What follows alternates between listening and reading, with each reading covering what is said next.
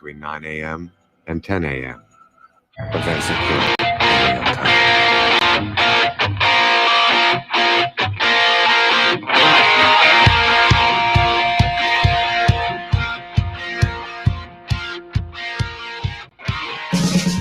Hey, good morning, everyone, and welcome to FPC Radio Live on a Friday.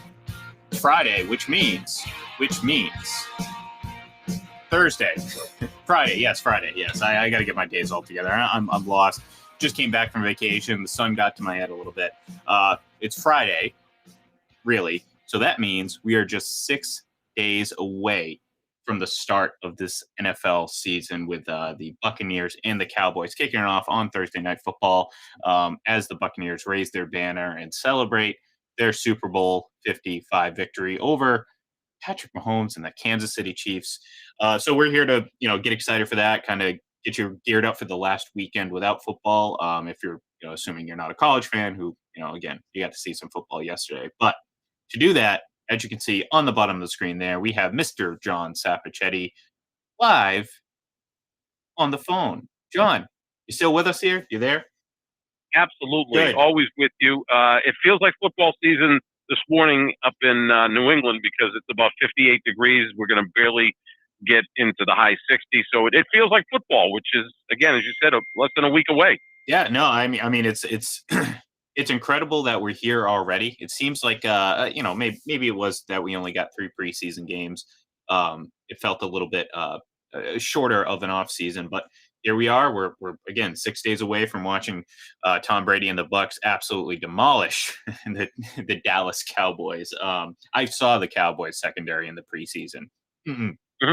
Not for me, but it will be for Tom Brady. Obviously, the bulk of the action, kicks off in a couple days after that. But it's intriguing because, again, I think a lot of people view the Buccaneers as having a very legitimate chance to go back to the Super Bowl. Whether or not they win it again, that remains to be seen. But I think the path for them, the only team standing in their way is themselves. And that's what I feel, and that's how I feel the Bucs are set up heading into the season. Now, again, things can change throughout the year. No one's saying that they're not. I mean, injuries happen. Expectations might fall short for some players. Maybe we're sitting here saying, "Oh, this guy might be doing this again this year," but they don't. So, we'll cross that bridge if it comes to it. The one thing I do know, John, I do know this, John. Tom's going to be Tom. And, the idea of him pushing close to another 40 touchdowns this season is not out of the realm of possibilities. The talent on offense is there. And the crazy thing is, his best wide receiver might be a 31-year-old Antonio Brown.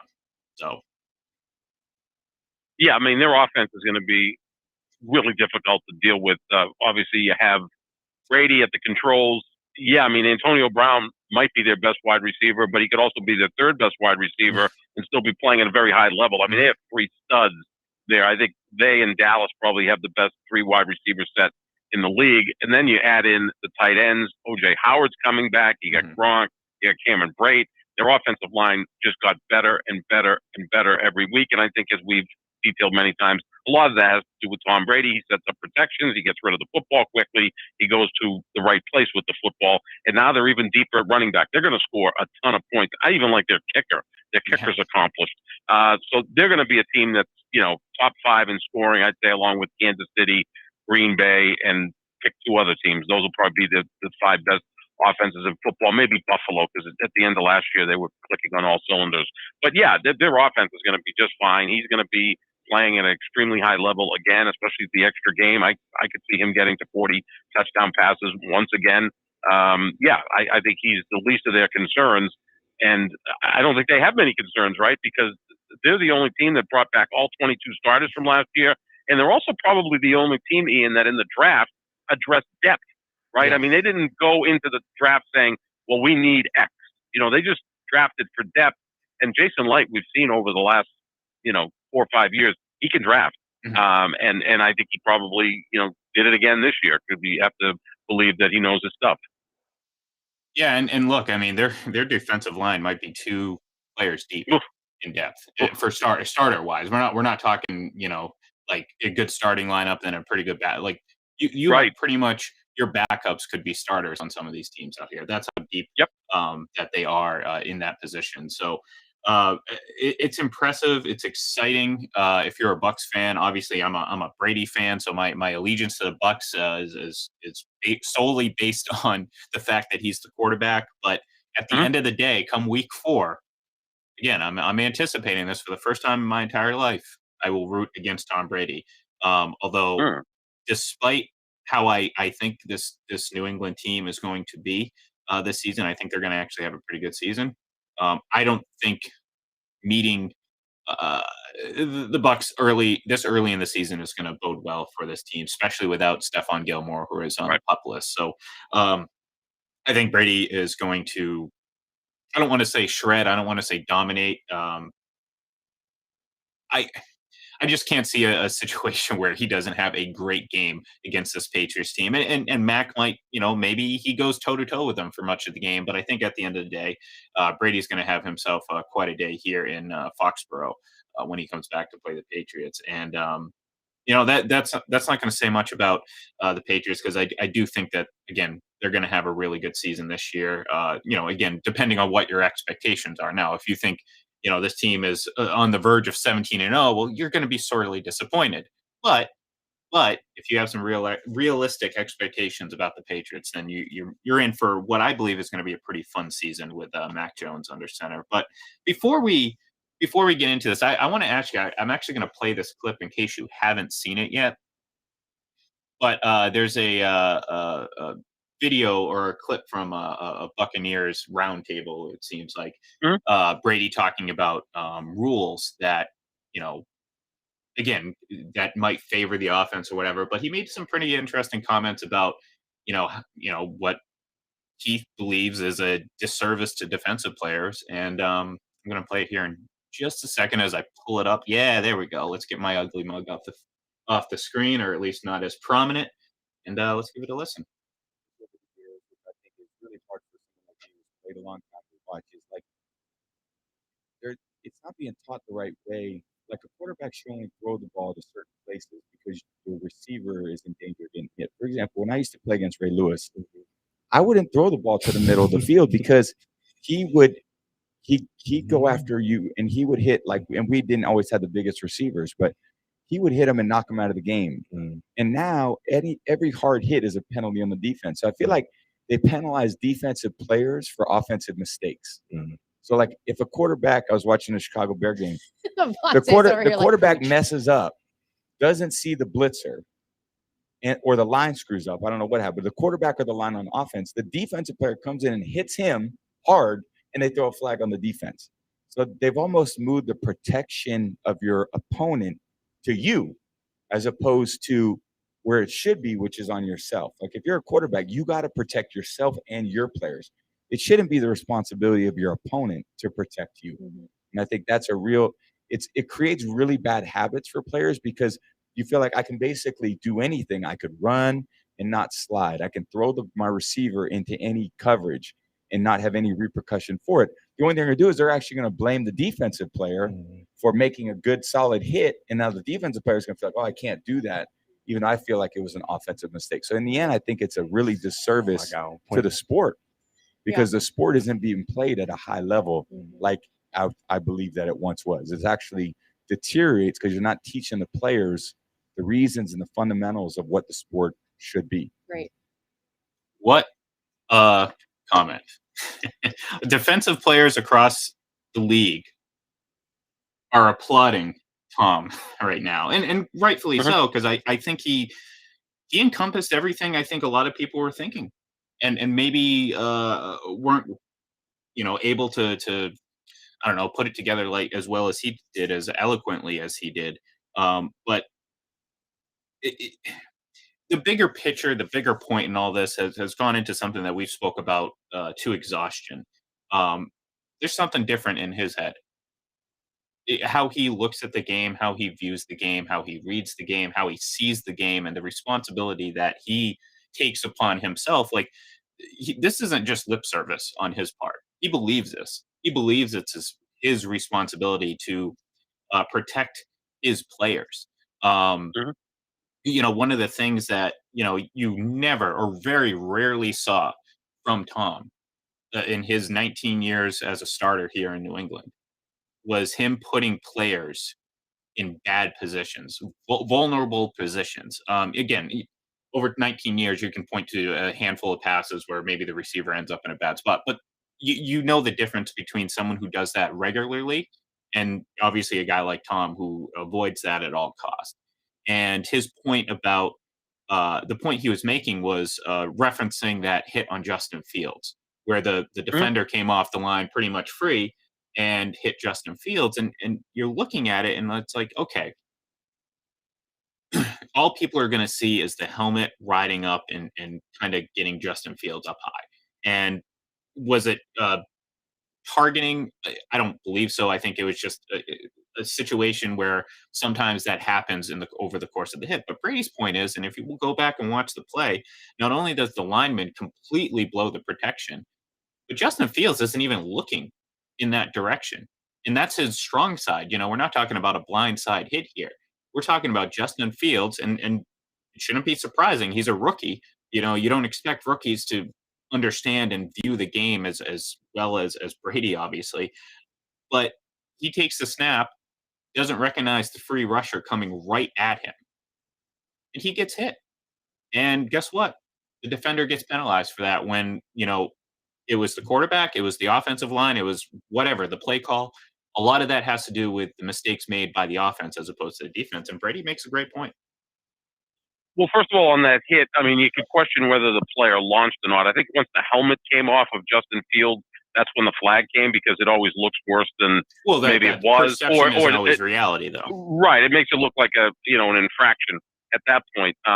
Brady had some really interesting things to say there. I totally agree with him. It's just kind of ironic that the most protected player probably in league history is talking about how now the defense is being punished. No, the position is the most protected. The most position is, but to his credit, but though, the Brady rules. I mean, we've heard the Brady rules that you can't go near quarterback days after 2000. It's the Carson Palmer rule. And I had to correct some people with this before because Carson Palmer spent a lot of his career getting hammered because he held the ball too long. I mean, he always played in offenses where he was throwing the ball downfield, which means you're going to be in the pocket longer. That's why Bruce Arians loved him, grip it and rip it. No risk it, no biscuit. And that's why Brady was able to get Arians away from that somewhat last year, and that's when they took off. And I think at some point, when Arians saw they were 7-5 and kind of struggling, said, well, look, let this guy run the offense. He seems to know what he's doing. And, yada, yada, yada. 8 weeks later, they're the Super Bowl champs. But yeah, I mean, all quarterbacks are protected. I get it. So, but no, his stuff on that was very, very poignant because, Peyton Manning sometimes is criticized for getting his receivers hurt. Mm-hmm. And again, I first of all, I think Brady always had a stronger arm than Peyton Manning. Yeah, I believe so too. Yeah, Manning's very accurate, and Manning did a lot of his damage pre-snap, as does Brady. But I think Brady had if he's starting to get into some competition, who had a stronger arm. I think Brady had a slightly stronger arm than Manning, which most people wouldn't think, but I think he did. So yeah, I mean, it helps. Tom's incredibly accurate. He's been around forever, so he's seen everything. Like, is there a defense out there that's going to surprise him?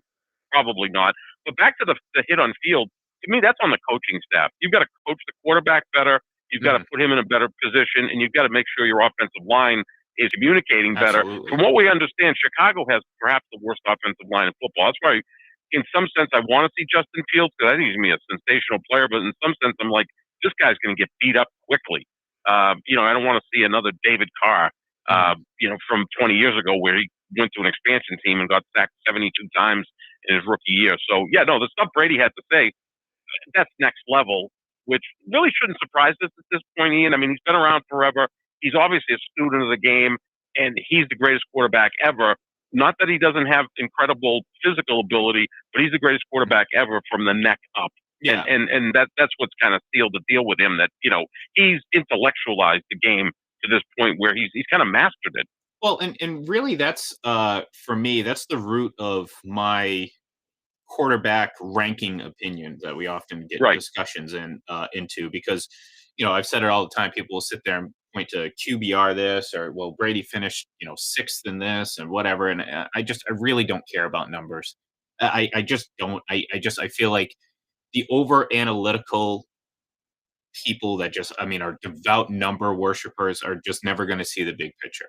And you know, it is what it is because, as I said before, there's no way to quantify every single aspect of the game of football, Mhm. especially the quarterback position, especially Yep. that position.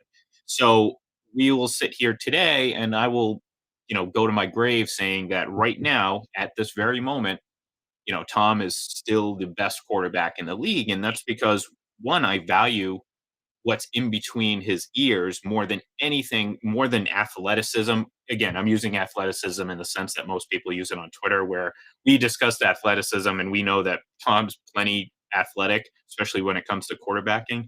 Um, but the stuff between in his head is more important than Mhm. running around and scrambling and throwing far and throwing hard and all that stuff.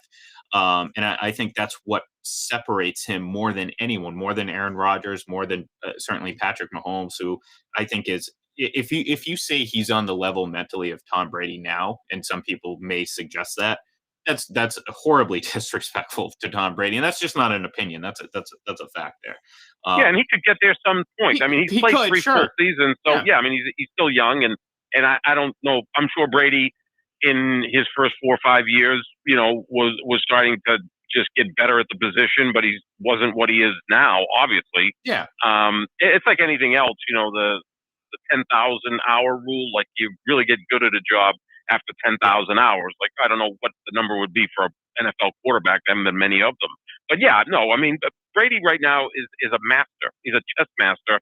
I think in many ways, and I always compare him with LeBron James. I think it's the same thing on the basketball court with LeBron, that he just sees the game completely different than everybody else. He's many steps ahead.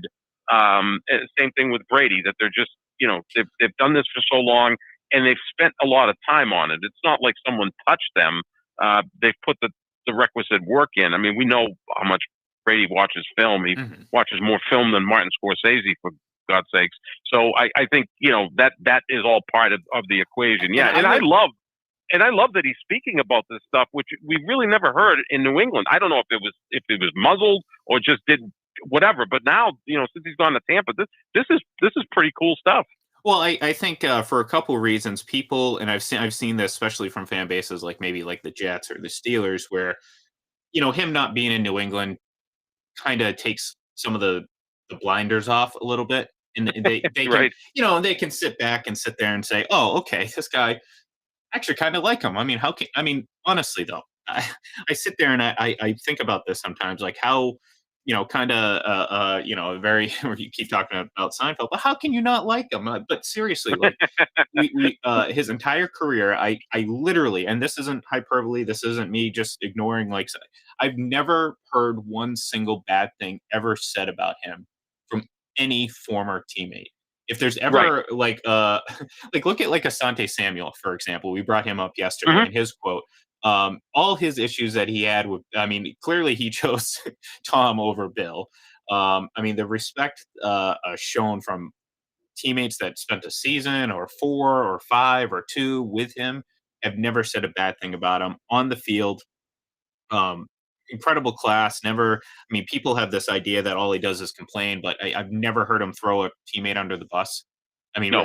Peyton Manning's done it. I mean, your guy Oh, Aaron sure. Rodgers has done it. Oh, he does it on a regular basis Exactly. in a very passive aggressive way. Exactly.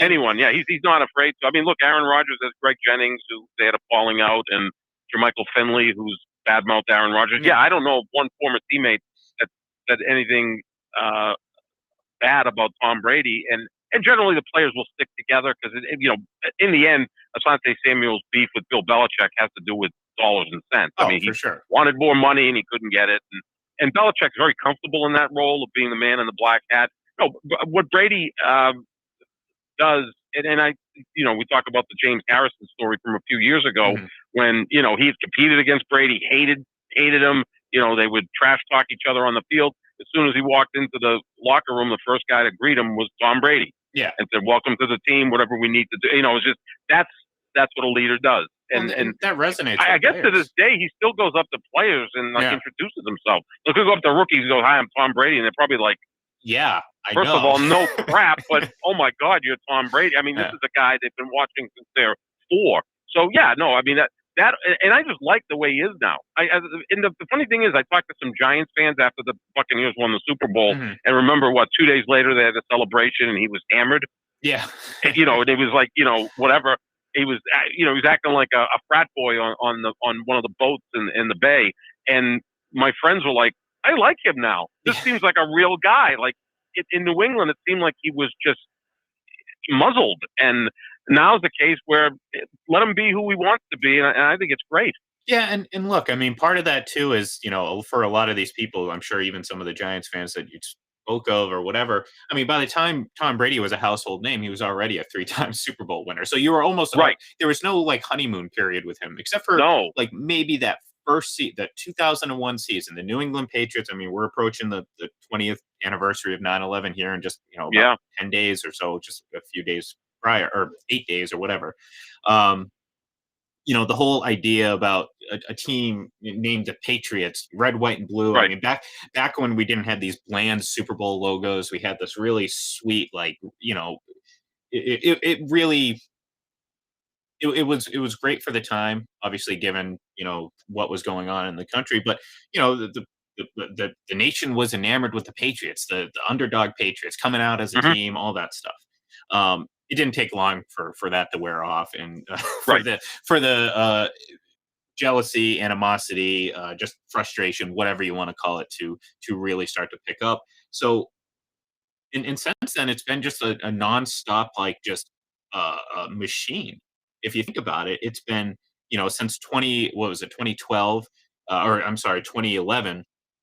They went to every AFC Championship game every year. Right. Every fan base had to see the Final Four, and it was Tom Brady's mug up there every single.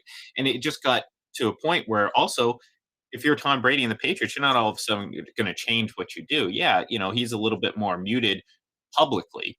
I'm sure behind the scenes, Belichick's not telling him to ramp it down. He's doing what he's doing. He's being who he is. But now, being a little bit more public, with you know obviously too, and I think you have to factor this in, the media coverage. I mean, we both know what it's like in the city of Boston, and for the most part, it's a pretty toxic environment when it comes to media Mhm. coverage, certainly of the Patriots. And you know, there's been times, many times, where certain approaches have been taken with him, uh, by the Boston media that, again, I would imagine don't rub him the right way. So all of a sudden you come down to Tampa, a team that, again, hasn't won a lot at all. All of a sudden you're excited. The fan base is juiced up. You have this new quarterback, and it's the time for him to do a little bit of talking. And it helps that they won a Super Bowl because, again, I mean, at this point on, it's all gravy. There is nothing, you know what I mean? At this point, he's Mhm. gone to Tampa. He's won a Super Bowl. This isn't going to Tampa, making it to the Super Bowl and losing. This is, he went, he saw, he conquered in his first year. Yeah, And no, I mean, it's an incredible story. I mean, it really is, because it's just, we always had this debate: is it Bill? Is it Tom? Is it Tom? Is it Bill? And I always felt it was more Tom, because the quarterback's more important yeah, of course, than the coach. But obviously, Belichick's a great coach. But talking about all that culture that was built, I mean, I'm starting to think more and more it was Tom more than Bill, especially the second half of the dynasty. I think, the first 3 Super Bowls, that was still Belichick defense, Brady, Vinatieri kicking big field goals. That was a total team effort. Obviously, Super Bowl victories over Seattle and Atlanta, those were Tom's. Those were Tom's Super Bowls. I mean, I don't know of another quarterback that could have pulled that off. So, but I think he set the culture to the point now where the Tampa Bay Buccaneers are one of 2 teams in the NFL that's fully vaccinated, along with the Atlanta Falcons. I'm glad you brought that up, actually, because That's I wanted something, to. right? Like, Mhm. part of me was kind of surprised that Brady got vaccinated, because I figure he thought he had something that, but he's a guy who I think looks at the facts and says, okay, let's do this. He has He two has kids. sisters. He has 2 sisters in the medical field. One Exactly, who yeah. is an immunologist, or at least studies this, and Right. has for so many years. So it's like, to me, I can't. I mean, people have this idea that he's some like nut job, health fanatic, whatever. You know what I mean? And I always felt like, well, no. I mean, I feel like he would do. I mean, I knew his sisters were in the medical field, so right then and there, that tells me that he's going to listen to them more than anything else, when it comes to Of course, what this is. yeah. So, and not to mention So the issues with his, with his mother having, fought Right. cancer recently, and I think his dad had COVID. yeah, and his dad had COVID. I all think this his stuff. son is 13 as a ball boy, so he had to get Yeah. vaccinated. So, but I don't think it's a surprise. I mean, maybe I'm connecting too many dots here, but I don't think it's a total surprise that they're one of two teams totally vaccinated, and he's got something to do. Like, if Tom Brady comes up to you and you're 25 years old and you're hesitant about it, he goes, "You really need to do this, and here's why," you're probably going to do it. Leonard Fournette might be the great example of that, because we know he was resistant. He said yesterday that, although, I had to do some research or whatever, like, I mean, he felt that at the end of the day, it was the best thing he could do. And right, you're going to tell me that, if Tom Brady comes up to you and says, "Look, there are very clearly different rules for vaccinated and unvaccinated players," and I believe that's the thing. Yeah. And I believe that is perfectly.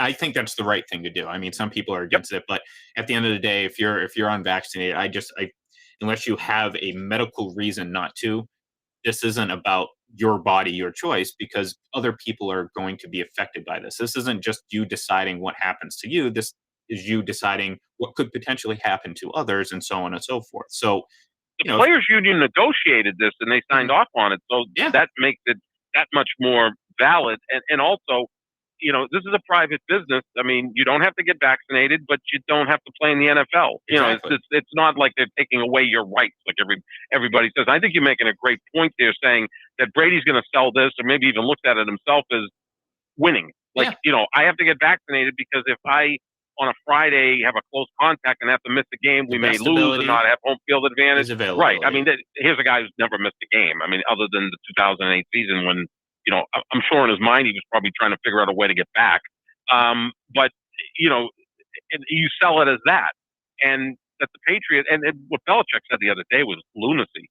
I mean, he's going off about, well, it's just as many people that aren't vaccinated are getting as much as people that are vaccinated, when the numbers show that you're 8 times more likely to contact COVID if you're not vaccinated. I mean, the numbers show it just within the NFL. He sounded like an anti-vaxxer at that point. And here's Bruce Arians, who we think is kind of, party hardy all the time. He's out there going, no, we're 100% vaccinated. Mm-hmm. I don't think it's a coincidence that Tom Brady plays for Tampa Bay, and they're one of the two teams that's totally vaccinated. Well, and it may come to, again, the only people this should shock are the ones that are so twisted in the head when it comes to Tom, because these are the people that saw a "Make America Great Again" hat once, like 6 years ago, and have died on that hill that he is the leader of all Donald Trump supporters in the NFL, which was lunacy, and nothing else ever suggested that he was, other than just an off comment about a putting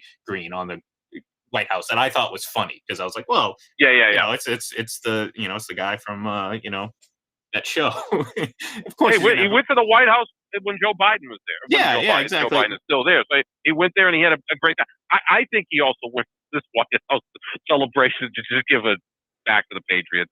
Like, hey, I'm really happy here, and these people treat me nice, and I have a say in what's going on. Well, I mean, I'm going to do this for my team. How many times you go to the White House or get invited so many times for winning so many championships? The allure under dies 4 off. presidents. Yeah, he's actually here.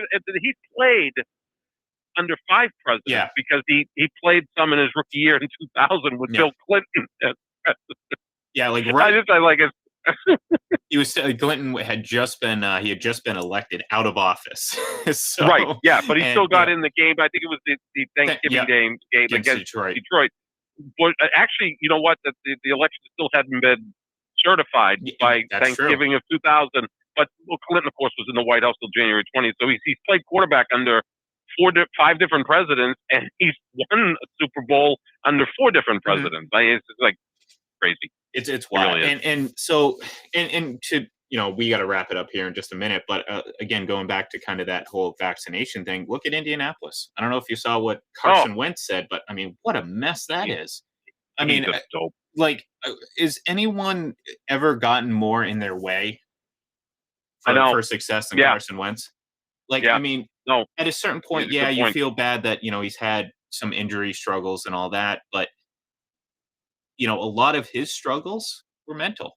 And Oh, yeah. the more I see his career play out, I'm not convinced that, he's a guy that has the ability to be that leader. Like, do you think he's going to be? No, you would never do No. what Tom Brady. I mean, again, we're comparing, Carson Wentz to the greatest quarterback of all time, so that's a little unfair. But even a small percentage of that to as the leader who just came off the COVID list. I mean, literally, his interview after coming off the COVID list, shared doubt about vaccine and that really just lazy talking point of, well, I just need to find out more information. I'm like, what are you doing? Are you running petri dishes and doing the It's been out for Yeah, 8 months. yeah, it's I been mean, out what for more 8 do you months. need to know? Well, Right. and on top of that, and this is one of the things that drives me nuts when people talk about this. It's like, well, how do you just come up with this? Well, no, because this vaccine, this research on the foundation of this vaccine has been going on for 25 plus years.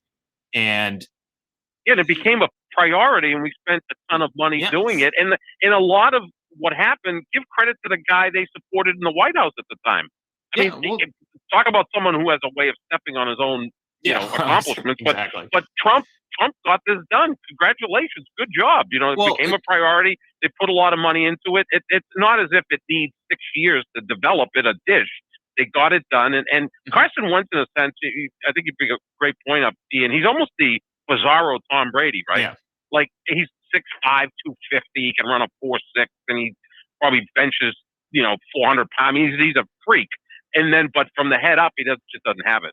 He just doesn't. And he's also a guy. He scored very high on the Wonderlic. It's not like he's a stupid man, but he just doesn't have that what Brady has in like abundance. Well, so yeah, I mean, that's crazy. a shame for Indianapolis. They should have signed Tom Brady I instead know. of Philip Rivers. They should have. I thought. Look, I was like, I was kind of worried that was going to happen because I'm looking at it. Yeah. I'm like, wow, that's a great landing spot for him. They'd easily have a great, a great season. Again, people called me out for that, but I think I won that debate because I think, like I said before, 2/3. At least, actually more. I'd say all but like 3 teams would actually be better with Brady under center, and those 3 teams that wouldn't be worse. They'd actually still win. So, God, yeah. You know what? Yeah. Even so, like I think Kansas. You know what? Screw that. No, every single team in the league last year or this year would swap their quarterback for one season for Tom Brady would be better. That includes Kansas City. I think you should end the show with that. But no, I could see. Yeah. Well, Kansas City, Green Bay, and Seattle would be the 3 teams that I'd say. Okay, let's on the Friday before Labor Day just agree that it's bad radio. I get it. Just agree that it would be a lateral move, right? Have a great weekend, folks. I can't agree to that. We will talk to you on Monday. Have a great weekend. Have a safe one, and we'll talk to you then.